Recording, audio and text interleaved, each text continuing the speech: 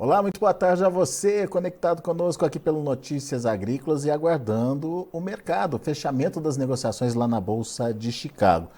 Posso adiantar para vocês que foi um dia de finalização positiva para a soja lá em Chicago, assim como para os outros grãos também.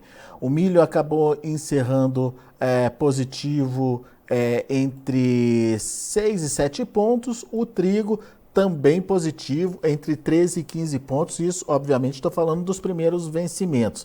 A soja teve até um desempenho interessante, com oscilações que vão de 12 lá no segundo semestre para até 20 pontos no contrato de maio. Quem nos ajuda nesse entendimento do mercado, por que o mercado trabalhou positivo? E mais do que isso, vamos avançar um pouquinho para frente. O que a gente pode esperar dos preços? É o Pedro Schick. O Pedro é analista de grãos e oleaginosas lá da Redpoint Global Markets. Seja bem-vindo, meu caro. Obrigado por estar aqui com a gente, nos ajudar a entender um pouquinho da dinâmica de mercado. E eu começo te perguntando dessa animação hoje por lá, né? Soja subindo aí nos vencimentos mais curtos de 15 a 20 pontos, Pedro.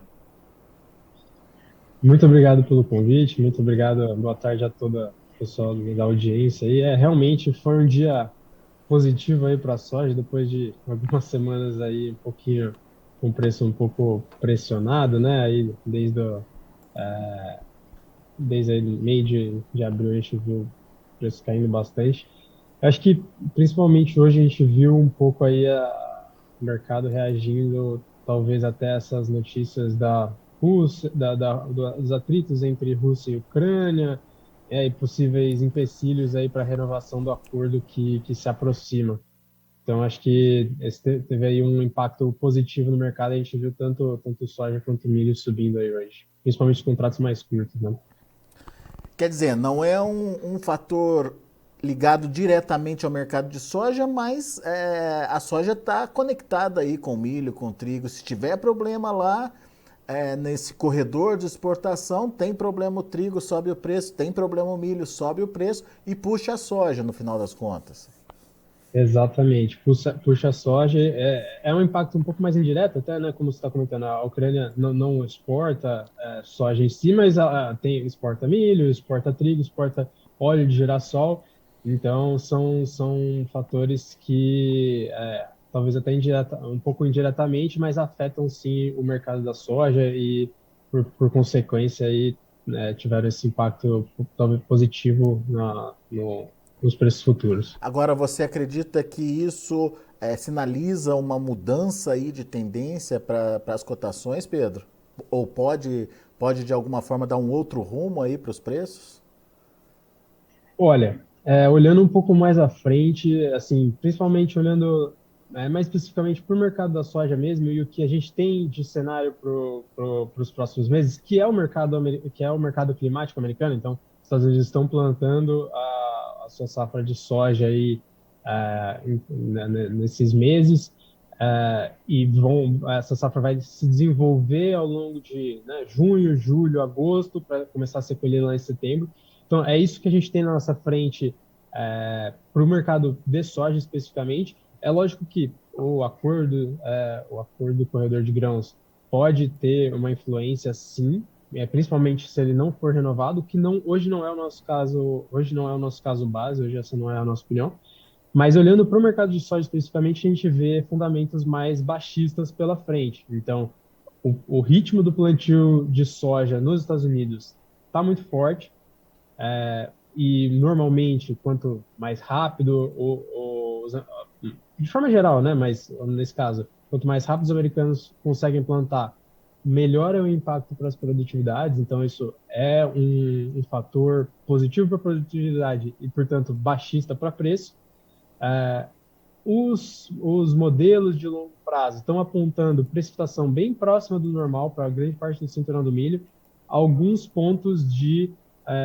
alguns pontos mais secos, mas ainda assim, mesmo esses pontos mais secos não estariam muito distantes da média, então seriam precipitação levemente abaixo do normal, mas nada que chegue a preocupar. Mas, de forma geral, então, precipitação próxima do normal, temperaturas um pouco acima da média ao longo do verão americano. Então, esse é um cenário um pouco misto, né? Temperaturas altas, normalmente a gente não considera um fator tão positivo para as safras, mas, no geral, nada que preocupe muito. E com um ritmo de plantio bom, as perspectivas para a safra americana são positivas. A gente sabe que a gente teve uma safra aqui de mais 150 milhões, 155, eu já ouvi até 160, o maior número que eu já cheguei a ouvir dessa nossa safra. E combinado se a gente realmente tiver uma boa safra americana, que é o que a gente espera no momento, são fatores baixistas aí pela frente. Bom, então tem que ter cuidado aí, ou até aproveitar esses momentos aí de alta de preços em Chicago. O problema, Pedro, que hoje, apesar da alta em Chicago, o dólar, que é um outro componente, um outro formador de preço aqui no Brasil, caiu 1%, né? No final das contas, foi um dia de negócios? O produtor teve motivos para ir ao mercado? Olha, nesses últimos meses, o que eu tenho considerado isso é uma opinião, e aí cada produtor tem a sua realidade, então fica difícil falar por todos. Mas, na minha visão, o que tem levado o produtor a negociar, e a gente viu a comercialização, apesar de ainda baixa em termos históricos, subir bastante nos últimos meses, mas o que tem feito, tem levado os produtores à mesa é a necessidade mesmo de pagar as contas de uma safra que foi cara, né? Foi uma safra que a gente tem que lembrar que os insumos foram negociados em um momento em que fertilizantes ainda estavam muito caros, então foi uma safra custosa, muito produtiva e que agora as contas começam a chegar e o produtor precisa vender pelo menos parte dessa safra para começar a pagar os custeios dela, para começar a pagar parte desses custos. O outro ponto é que uma grande safra de milho também está logo na esquina, está para ser colhida, para começar a ser colhida em junho. E isso também faz com que o produtor precise liberar espaço de armazenagem, de capacidade de escoamento para o porto, capacidade de exportação. Essa soja precisa ser exportada para liberar espaço para o milho também ser escoado ou armazenado. Então, eu imagino que, em termos de comercialização, até o que tem levado os produtores para a mesa atualmente sejam fatores, digamos, alheios ao preço, não que o preço não importe, mas sejam fatores até alheios ao preço e por isso o preço está tão pressionado, porque esses são fatores que impactam todos os produtores de soja no Brasil. Agora, em termos de preços, realmente, como você comentou, um real mais forte, né, um dólar mais fraco, costuma ter um impacto baixista nas cotações aqui, justamente porque a paridade fica pior para o produtor brasileiro. Com Chicago em alta, o Chicago em alta, dólar em baixa, são fatores que puxam para dois lados diferentes. Mas o que, na minha percepção, o que a gente tem hoje é Chicago bastante descolado da realidade brasileira. Então, principalmente os contratos mais curtos, né, maio, junho, julho, agosto ainda, são contratos que estão precificando muito a entre safra americana. Então, são contratos que estão caros. Justamente porque os Estados Unidos vêm de uma safra que não foi ruim, mas também não foi ótima. Eles estão com uma demanda doméstica relativamente aquecida, por conta dos mandatos de biodiesel e assim por diante. Então, a soja nos Estados Unidos, ela está relativamente cara. Enquanto aqui no Brasil, a gente tem o cenário inverso. A gente teve uma ótima produção, o mercado doméstico cresceu bastante, mas não o suficiente para realmente pegar todas essas novas toneladas que foram adicionadas de um ano para o outro. E a China está com um ritmo de demanda um pouco aquém do que a gente esperava para essa safra. Então, por isso eu acho que até essa alta de Chicago pode até não ser traduzida em cotações físicas aqui para o Brasil, justamente porque ela está precificando coisas diferentes, enquanto a gente aqui está num cenário de ampla oferta. Deixa eu entender melhor essa situação da China.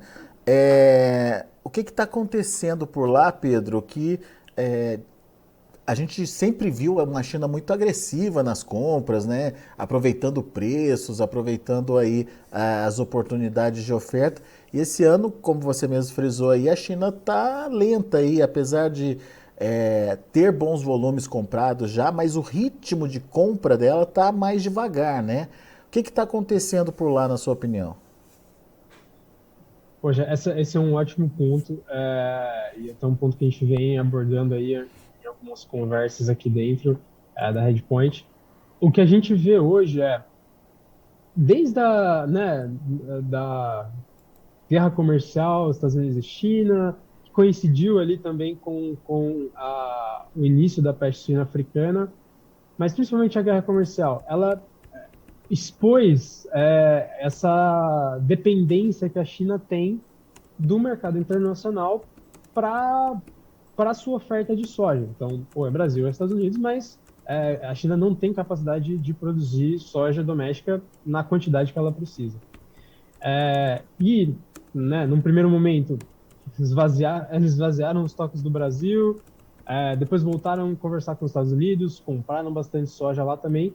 E aí, tudo isso veio. A China, a gente sabe, ela tem diversas políticas de ser independente do mercado internacional. Então, no milho, por exemplo, eles têm um objetivo de autossuficiência de 95%. Então, 95% do que eles consomem tem que ser do mercado doméstico. E a soja era o, a exceção. Então, na soja, praticamente, né, a maior parte do que eles consomem é mercado internacional. E com a quebra no Brasil no ano passado, os Estados Unidos não teve uma boa produção, como eu comentei. O mercado já vinha de, né, preços altos, alguns anos de preços altos, o preço ficou ainda mais alto, soja mais escassa. Uma prática que a China tem é alterar a composição da ração para se adequar tanto a condições de mercado. E com a soja muito cara, por consequência, o farelo muito caro, eles reduziram a porcentagem que o farelo tem no mix da ração geral. E nesse ano, né, que com bastante soja no Brasil, em que eles poderiam voltar essa porcentagem do farelo, poderiam retornar ao nível para níveis pré-quebra do Brasil, pela questão, com esse desejo de se tornar menos dependente do mercado internacional, eles mantiveram a mesma porcentagem de farelo na ração e pretendem, inclusive, até 2025, continuar a reduzir essa porcentagem. Então esse é um fator que, apesar de a gente estar vendo um enorme rebanho de porcos de suínos na China, produção para ração está nas máximas históricas, mas o ritmo não está condizente com o ritmo de compra de soja e o ritmo de consumo de farelo não está condizente com esse ritmo de produção de ração, justamente porque o farelo agora representa uma menor parcela da ração. E a gente espera que isso continue no futuro. Então, é um fator que tem se mostrado baixista para a soja, porque o Brasil agora tem 10, 15 milhões de toneladas a mais do que na nossa última boa safra, que foi 2021. E a China está comprando, entre aspas, só a mesma quantidade, né? Enquanto a gente tem muito mais soja para oferecer. Ô Pedro, diante desse cenário, a expectativa então não é boa, assim, não dá para esperar uma reviravolta muito grande nos preços. No máximo que esses ajustes diários aí, dependendo do clima, e momentos de oportunidade para comercialização. É isso? Exato. Eu colocaria dessa forma. É claro que a soja brasileira atualmente está muito descontada, então isso pode sim gerar um interesse chinês de compra no curto prazo, mas em termos de grandes volumes, a gente não espera a China acelerando muito o passo nos próximos meses, ao longo do ano, a não ser que algo, haja uma guinada para outro lado lá. A gente vê o mercado de carnes lá lutando, então por esse rebanho enorme, os preços estão baixos. O governo chinês está até ponderando intervir e comprar um pouco de carne para os seus estoques é, estatais para ajudar um pouco o mercado. Então, mesmo o mercado de carnes lá não está dando muitos sinais de força, é provável que eles comecem a reduzir um pouco o rebanho, controlar esses números para voltar a equilibrar o nível de oferta com o nível de demanda, mesmo com as quedas. O farelo continua relativamente alto contra o preço de carne suína lá na China. Então, é um cenário que não dá muitos sinais de força. Então, a gente pode até ver grandes compras chinesas por conta do desconto que o Brasil está oferecendo agora e porque o produtor brasileiro precisa vender soja agora. De novo, por essas razões, pagar as contas, liberar espaço para o milho, mas realmente não é um cenário que dá muitos sinais de força. O que pode acontecer em termos de prêmio a gente ver o prêmio melhorando em relação conforme a gente caminha mais para o segundo semestre, mas talvez não porque o nosso preço aqui vá aumentar, mas sim porque o preço em Chicago está invertido. A soja em novembro ela já está aí quase 202 dólares por bushel abaixo da soja em maio, julho agora. Justamente porque é após a colheita deles. Então a soja lá ficando mais barata, o nosso prêmio volta a subir. Mas, de novo, não porque o nosso preço aqui está muito melhor, mas sim porque a soja americana está ficando mais barata. Muito bem. Ficou muito claro, né, Pedro? Então, são cenários negativos aí para os preços lá na Bolsa de Chicago. Oportunidades podem vir à medida que o tempo vai passando e essa pressão dos prêmios vai diminuindo aqui no Brasil, mas são oportunidades pontuais e não de virada de tendência, mas de ajuste de preços mesmo, né? Então o produtor tem que entender isso, fazer suas contas e ir participando à medida que ele vê que tem momentos ali de lucros ali na hora de vender a sua soja, né? Exatamente. O que pode alterar, pensando assim, né, o que poderia mudar esse cenário? O que pode alterar esse cenário de forma estrutural é se a gente realmente começar a ver o mercado climático americano caminhando numa direção de perdas para a safra lá. O Se a que gente por começa a ver, enquanto, o que por enquanto não deu sinais disso, né? não, exatamente. Por enquanto, esse não é o caso. Mas se a gente começar a ver precipitação baixa, temperatura alta, as condições da safra lá deteriorando, essa é uma mudança que pode acontecer estrutural. Aí a gente muda de cenário. Mas, por enquanto, não dá indicações de que esse seria o caso. Inclusive, o contrário, as perspectivas são bem positivas. Muito bom. Pedro, obrigado. Volte sempre, meu amigo. Muito obrigado, audiência, e bom final de semana a todos. Valeu para você também. Tá aí Pedro Skik aqui com a gente, trazendo as informações do mercado. O Pedro é lá da Redpoint Global Markets. Daqui a pouco a gente volta com outras informações e mais destaques. Deixa eu só, antes de encerrar aqui, deixa eu passar os números de finalização dos preços para a soja, milho e trigo lá na Bolsa de Chicago. Vamos ver. Tá aí, maio, 14 dólares e 69 centes por bushel, alta de 20 pontos e meio, subiu bem. O julho, 14 dólares e 36, 18 pontos mais 75 de elevação, também uma boa alta. Agosto, 13 dólares e 73 centes por bushel, 15 pontos de alta. E o setembro subindo 12 pontos a 12 dólares e 99 centes por bushel. Vamos ver o milho. Para maio, 6 dólares e 53 centes por bushel, alta de 7 pontos, de 6 pontos mais 75. O julho, 5 dólares e 96 centes por bushel, 7 pontos e meio de alta. Setembro, 5 dólares e 37 centes por bushel, 7 pontos e meio também de elevação. E dezembro, 5 dólares e 34 centes por bushel, 6 pontos mais 25 de alta. E para finalizar, temos o trigo. Trigo para julho, 6 dólares e 60, alta de 15 pontos mais 25. Setembro, 6,71, subindo 14 pontos mais 75. Dezembro, 6 dólares e 87 centes por bushel, uma alta de 13 pontos e meio. São os números de hoje já de fechamento do mercado. A gente fica por aqui. Agradeço a sua atenção e audiência.